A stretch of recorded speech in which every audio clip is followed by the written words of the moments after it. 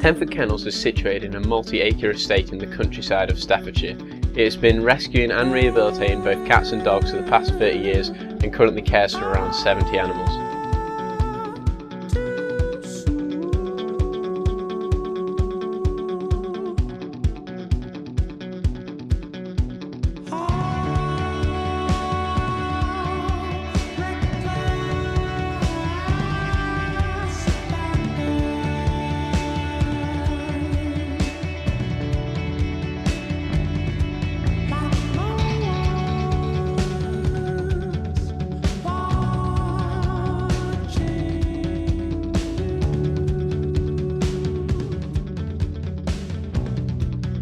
Firstly, I spoke to Michelle about the rescued cats. At the moment we've got about 20, I think, up for rehoming. We've obviously only got a limited amount of space here, so we do have a website as well, which Land Welfare does, that's also got cats on there that are up for adoption too. But for the ones here, I mean, we've had some that have been with us for months and months, and they're the ones I feel most sorry for. Because it's like they're just in and it's, you know, it's their life, and it's how do you convince somebody to take a cat on that's been in a cattery?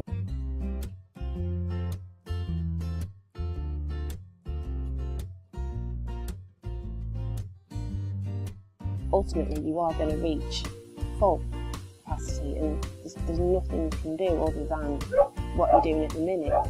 And it's horrible when you have to turn somebody away. It's violent, but you can't help everybody, unfortunately, even though it's hard.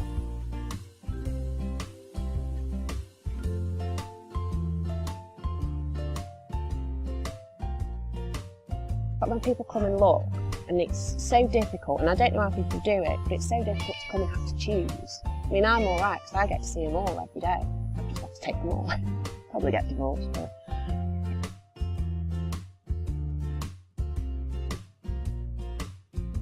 I mean, everybody always says, like, oh, I want a kitten, I want this cute little fluffy ball. And yeah, they are cute, but they do grow up to be adult cats. And there's just so many, not just here, but everywhere, there's so many that are unwanted and unloved, apart from by the people who are looking after them. And it's, you know, give them a break. There's some that'll just reward you with so much love, and that's all they want. They want somebody to love, and somebody to feed them, and somebody to care for them, and they'll give it you back tenfold. We've got 20 cats here that are just waiting for that special person to come and fetch them. And, you know, it's not difficult. You might have a little feisty one, or you might have one that'll go on its back and rub its belly, but, you know, that's what you come down and have a look for, isn't it? And find the one that's for you. What can they do to sort of help the situation with stray and rescue cats? Firstly, if you've got a cat and you're not a licensed breeder, get your cat neutered.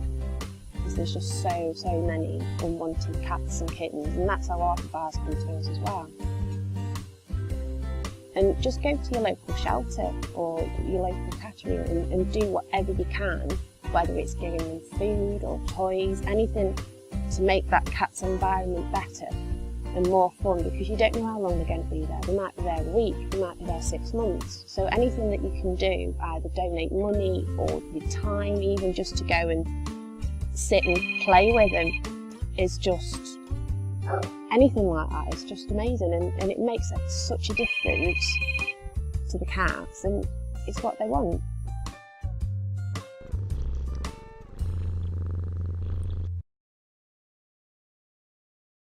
And we bought the kennels 33 years ago, and from day one I was involved with Chief Animal Welfare, which takes in the strays from Staffordshire Moorlands, which is the area we live in, and after 7 days we look after the dogs with a view to rehabilitating them, rehoming them.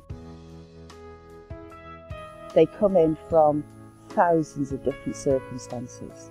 Dogs come to us from broken marriages, people losing homes, from the strays pounds where they operate a 7-day destruct policy, people who are terminally ill. Police service often asks us to go in and get dogs out. social services where people shouldn't have dogs, we're called in to go and help there. For the past 2.5 years, we have never managed to drop below 50 dogs in kennels. We turn up to 10 dogs a day down that we cannot help. Dogs come in, they are assessed.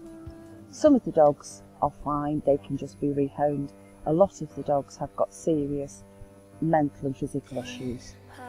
We then have to set a programme up for the individual dogs with a view to sorting the problems out and eventually finding the right home.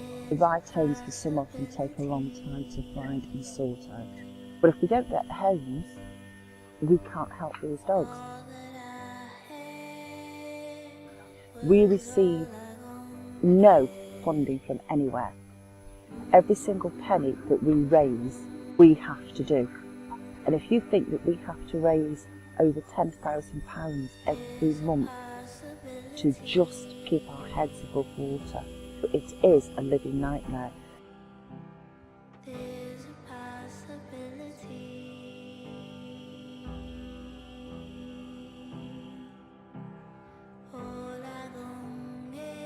We'll get a vet who'll ring up, we'll get an owner who'll ring up, and if I say no, as I put the phone down, I know that dog's dead. If it's a dog that should be saved, that because of financial encumbrances, that we would have to say no.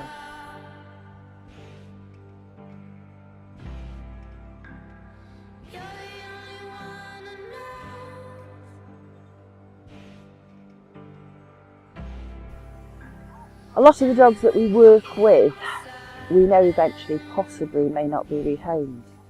The ones that are perfectly happy living a kennel life, they can be handled, they can form a bond, and they can have a quality of life.